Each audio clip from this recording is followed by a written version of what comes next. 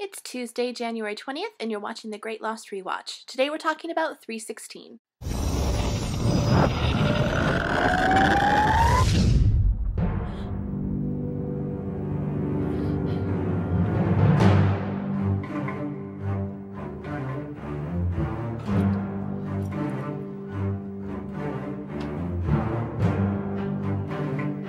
This episode opens up on Jack's eye, very similar to the pilot episode, same music and everything. Of course, it's not the pilot episode. Jack has gotten back to the island somehow. Jack pulls out a torn piece of paper and all it says is, "I wish." And then he hears someone screaming for help, and Jack, being the hero who needs to fix and save everybody, goes and dives into the lagoon, and there is Hurley. Not too far away from Hurley is Kate, two of the people who said they were never going back to the island, and then here they are. In the immortal words of Desi Arnaz, they've got some splaining to do. Then we jump back to where the last episode left off. Miss Hawking is taking our people who showed up in the church in Los Angeles down to a Dharma station. The Dharma Initiative called it the lamppost. This is how they found the island.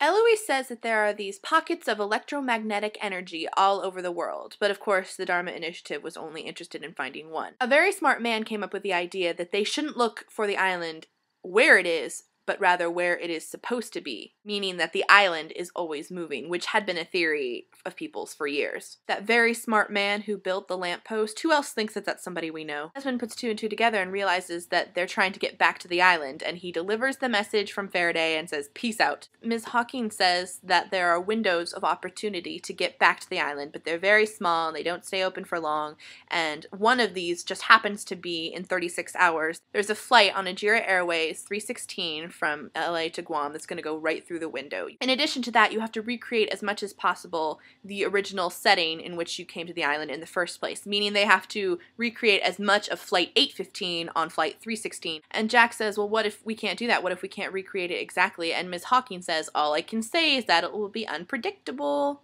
So have fun with that. Ms. Hawking also talks to Jack privately and gives him Locke's suicide note. And she also says that you need to give something of your father's to Locke because he is going to be a substitute for your father in order to recreate Flight 815. In other words, he's going to be a proxy. Proxy! Jack asks Ben, who is this Eloise Hawking? Why does she know all this, and why does she want to help us? And rather than answer the flippin' question, Ben tells the story of Thomas the Apostle. Now, I'm as happy as the next person to hear a biblical allegory, but seriously, just answer the question. Ben says, I'll meet you at the airport, Jack, before I go get Locke's body. I have an old promise to fulfill to a friend. Jack gets a call from his grandfather's nursing home and goes to visit him, and then coincidentally, there are his dad's shoes for him to take. Jack goes back to his apartment, and he hears that someone's already in there, and he goes to the bedroom, and there is Kate crying. You'll never ask me about Aaron, do you understand, Jack? And then they have sex, which you know is the healthiest way to handle heightened emotions. Next morning, Ben calls Jack from a payphone, and he is not looking so good. Jack goes to the butcher shop, meets Jill the butcher, and gives Locke his dad's shoes, saying, this is even crazier than you are. Jack goes to the airport, sees Kate there, he talks to Son a little bit, and then he sees Saeed being escorted in handcuffs. Proxy!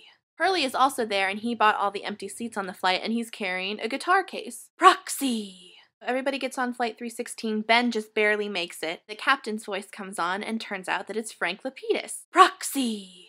When Frank sees that the Oceanic 6 is on the flight, he makes a very astute observation. We're not going to Guam, are we? Everybody is just sitting on the flight waiting for something to happen, except Ben, he's reading. And Jack asks Ben, did you know that Locke killed himself? Knowing what we know now about that whole situation, really humorous. Because they had to check Locke's coffin, they get the letter and they give it back to Jack, who was just trying to get rid of it. But finally Jack reads it and it says, Jack, I wish you had believed me, JL. The flight hits some very hard turbulence and the sky begins to light up and we hear that time-skipping traveling noise, and then when it's over, we wake up with Jack in the jungle again, like the beginning of this episode. Jack says, does anybody remember actually the plane crashing? All I remember is that light, and then here we were back on the island. And then a Dharma van appears. Jin?